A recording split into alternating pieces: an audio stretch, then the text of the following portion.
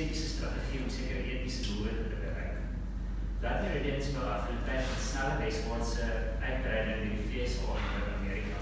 Dit vertel die verhaal van anonieme tienerseuns op swerwinge in die middel 19e eeu in die grensgebied tussen Mexico en die VSA as lid van 'n bende nomadiese Amerikaanse grensgebied steen die Brandon-bende aan geen wette of morele norme.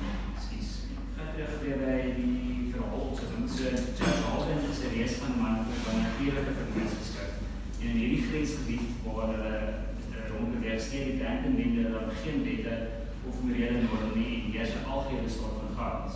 Dit deel verhaal van byspeel op sy weg af in 'n tyd van twiswaartse uitbreiding deur wit trekmoede van die Kaapkolonie. Dit vertel die verhaal van die groot wildjagter Koenraad de Buys. Dit vertel die verhaal van die groot wildjagter en veelberger Koenraad de Buys, wat ook die reis van 'n man is. Die verhaal volg Buys se omswerwinge in die laat 18de en vroeg 19de eeu aan die oosgrens van die kolonie, later aan die kant van die noordelike grens. Gaandeweg versamel hy groep volgelinge en sluit in sy talle vroue en kinders om. Buys wat onder geen grense fisiek of figuurlik inperk nie, na die koloniale grense, die wette van die koloniale regering offisieelike norme van die tyd is. Die anker self het ook in 'n bespraak genoem dat dit tydens die skryf van Buys dikwels na Blood Meridian teruggekeer het in die tyd van McCarthy, Wildemans en op die plekke beskryf het. Sowel Blood Meridian as Buys is historiese romans, albei werk is op pioniersromans waar die grense waardelande speel en albei romans het ook gekenmerk deur uiters grafiese beskrywings van geweld waarin karnavaleske beelde en sluitende beelde van die groteske liggaam en instrumentele rol speel 'n rol in albei romans in die uitdrukking van geweld. So die Russiese wetenskaplike mekanisering van die groteske liggaam dien as breed theoretiese raamwerk vir die bespreking van geweldsnede in die romans. In Rabelais' World is die groteske liggaam maar een aspek van die mechanische van karnavaleske, wat hy aan die hand van voorbeelde uit Rabelais' romansiektes Gargantua en Pantagruel illustreer.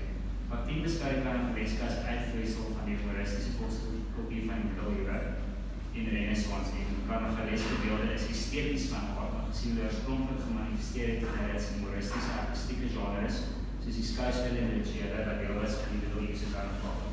In hierdie tradisie word die menslike liggaam met sy kos, drank, uitskeiding en seksuele lewe op uiters bedrewe wyse uitgebeeld. Maar daar is nie ons groteske liggaam. Dit is te wees nie, maar dit sien die hele verklaar op klein geplaas het.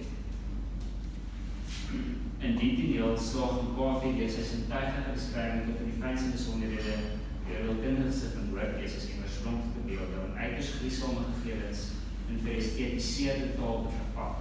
Dit is asof die volle besef van die griesaamheid van die toneel eers na die lees daarvan toe die lees het leerder.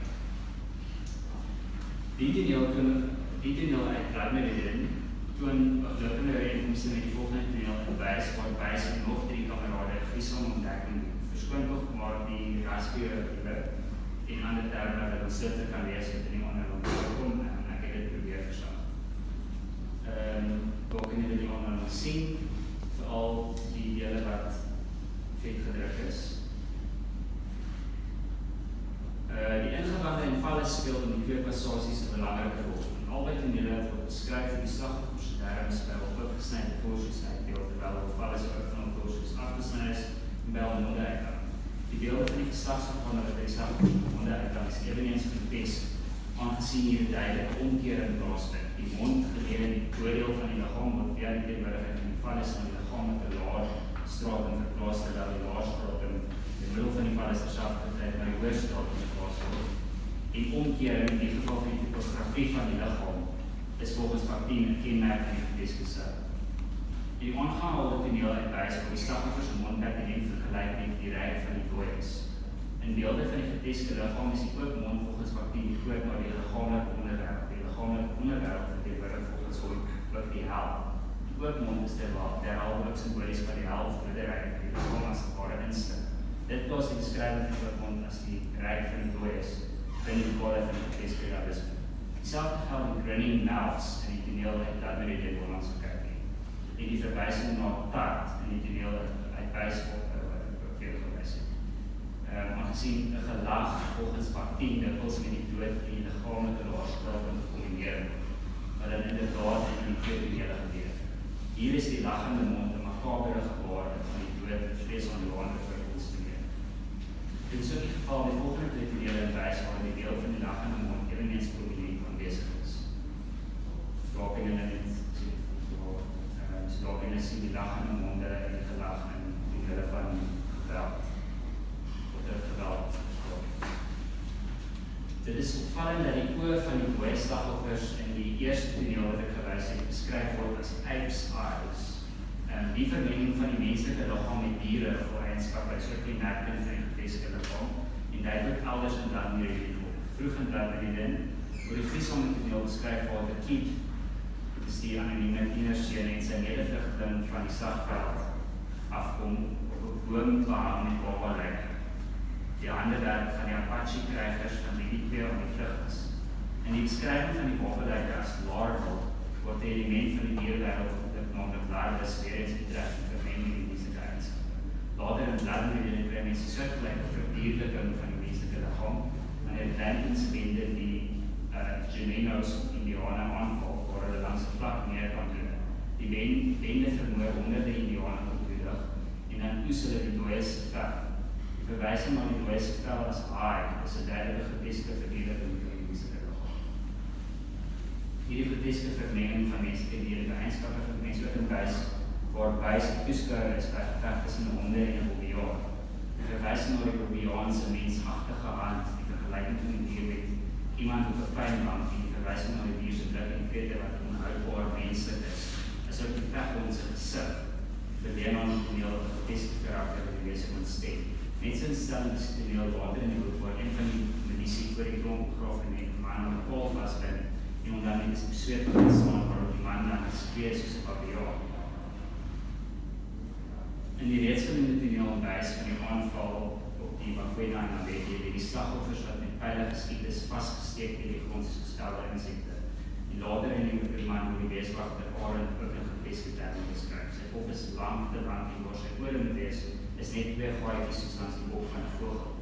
Hierdie beskrywing sê oor een wat Martin opmerk oor die groteske liggaam, waar hy sê, the head, ears and nose acquire a grotesque character when they adopt the animal form or that of inanimate objects.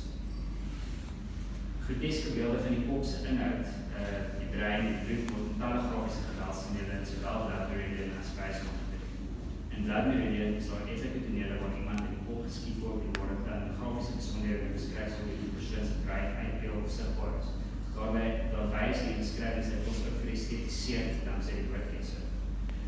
In die toneel bladsy 104 word nie net feite weergegee nie, maar dit word ingegee met detail waar die emosie opgesluit is, soos die volume van die ontploffing by die saddle of park vir die reaksie van die perde en verwysing na die grootte van die gat in die vrou se kop as fist size. Dit is asof die gebeur is in 'n film waar 'n stadige aksie vir die leser afspeel. Dit is eveneens die geval met die volgende toneel bladsy 249. Vestig die weer aandag en beeld die vir al die tekgedrukte dele. Dit is waar mense in die kop geskiet word en taal wat daar gebruik word. So hier word die leser weer eens emosioneel betrek, die sintuiglike beskrywing van die hoeveelheid van ouens gebruik as 'n double handful van die gelyk plot wat dit maak met vuur agter hom val. Filmiese kwaliteit betrek ook in die toneel op bladsy 164 tot 165. En daar kan julle weer sien vreeslike grafiese geweld skryf. Hier vind vir die estetisering plaas deur die vergrootstelling van die sin danksy die herhalende gebruik van and, terwyl daar ook poëtiese kwaliteit is in die frase the brains burst forth through the fontanel in a bloody spew. Skoon dit vreeslik Griesonde is wat daar beskryf in die poëtiese. Ook in wyse se paar tonele waar mense se koppe of gesigte geweld aangedoen word en die inhoud daarvan sigbaar word. Daar kan jy twee voorbeelde daarvan sien. Hierdie aanhalings is die beskrywings veel kliniese, neutraal, feitlik sonder vergoedemondere of verrassende beelde, maar die groteske aard daarvan is miskien. Dan net om vinnig saam te vat, die groteske beelde in die geweldstonele wat hier bespreek is skokkend, woesenvrees en geconfronteerde leser met die gruwelheid van die Eva en die vlees. Anker die empathiese aanwending van beelde van die gevleesde liggaam en die uitbeelding van geweld kan dus beskou word as 'n skokpraktiek deur die skrywers om 'n selfgenoegsame lesers te wek met hul gemaksinne te rig en hulle die breedheid wat ervaar waarmee die koloniale uitbreiding in onderskeidelik Suid-Afrika en Amerika gepaard gegaan het. Dit kan dus met reg beskou word soos wat Fry in sy essay oor uitbreiding opmerk as 'n estetiese strategie met 'n morele doelwit. Hierdie doelwit is omdat die immigrant bias in sy geval 'n diepe bewustheid van historiese en etiese kwessies, net soos wat die middeleeuse karnaval met die gepaardgaande betekenis van sosiale en etiese norme gewortel was,